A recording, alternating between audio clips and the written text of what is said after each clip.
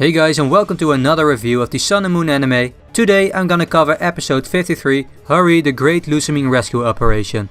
In my opinion, this episode was pretty good. After last week's kinda disappointing episode, I was hoping this one would be better, and it definitely was.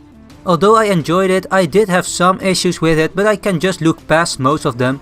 So the episode started off from the last one with the gang arriving in ultra space. And man, it just looks so cool. The dark air, the flying islands, the dimension could have been a bit darker and gloomy in my opinion, but it looked cool nonetheless. Also, this group shot right here was definitely one of the best scenes in this episode. It just reminded me of this one right here of everyone and their Pokemon back during the Team Flare arc. One thing I have to point out though is the Nihilego scene in the beginning. Throughout this arc, Ultra Beasts were mentioned to be dangerous creatures who would attack people and Pokemon. We even witnessed this ourselves when Lusamine got kidnapped. But these Nihilego just did nothing. They just blatantly ignored Ash and his friends and just continued floating around. This is just so contradictory with what we have seen from Ultra Beasts so far. I would have really preferred if these Nihilego would have posed a threat to the group as well. It just really doesn't make sense for them to do nothing while Nihilego were supposed to be dangerous creatures.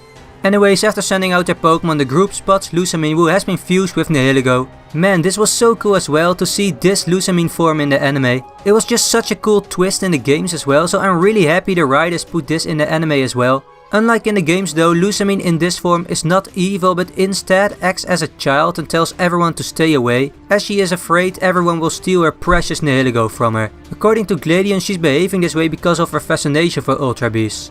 I'm actually really glad Lusamine is portrayed this way, as it makes a lot more sense she acts like this than having her suddenly act evil, despite having been shown as a caring, loving person. What starts next though is one of the flaws this episode has in my opinion, which is that the entire episode consisted of the group just chasing after Lusamine. Also, more and more people had to stay behind to battle Lusamine's Pokemon she sent out. While this could have been handled a lot better in my opinion, instead of doing this as a chase, I actually didn't mind this as much, because of the whole staying behind thing. First we had Kiawe stay behind to battle Lusamine's Salazzle, then Lana, Mallow, Sophocles, Rotom, Rowlet and Litten, next Gladion, and last but not least Lily and Lycanroc to face Lusamine's Clefairy, leaving Ash, Pikachu and Nebby to chase Lusamine by themselves. By doing things this way, we had each character actually do something and play a role, which is just such a good thing in my opinion. Especially since Ash's friends, except Lily of course, haven't really done anything yet in this arc. It was also cool to see that Lusamine's Pokemon have an aura around them just like in the games.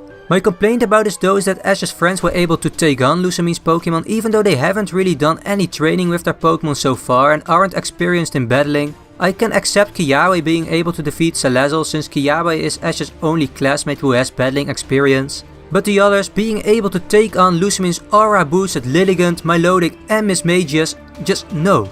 One good thing though is that they didn't defeat them yet, as they had to be helped out by Rowlet and Litten, so I guess they do have the numbers, so it kind of makes sense. But the other part I'm gonna talk about is Lily and Clefairy. Lily offered to take on Clefairy as it was Lusamine's Pokemon she was the closest with. And after initially exchanging attacks, Lily walked towards Clefairy with a Clefairy doll and told Clefairy to remember all the memories they had shared together, as she proceeded to hug it. And this eventually allowed Clefairy to break free from Nihilego's influence. And while this scene was very emotional and really well done in my opinion, it was just so predictable. We have already seen tons of similar scenes in the anime about the Pokemon breaking free from being controlled thanks to the power of friendship and their bond with others. So yeah, I would have really preferred if this was done differently. The animation in this episode was also pretty good. This scene in particular really got my attention, it looked really fluent. I also have to praise this episode for having a serious tone throughout the entire episode, something we don't see too often in Sun and Moon. We did get one comedic scene though with Rowlet, which really felt out of place, but luckily that was just one little small scene.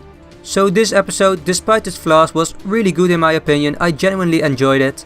But anyways, I want to thank you for watching this video. If you liked it, feel free to press that like button down below, subscribe if you're new, and I'll see you guys later. Bye!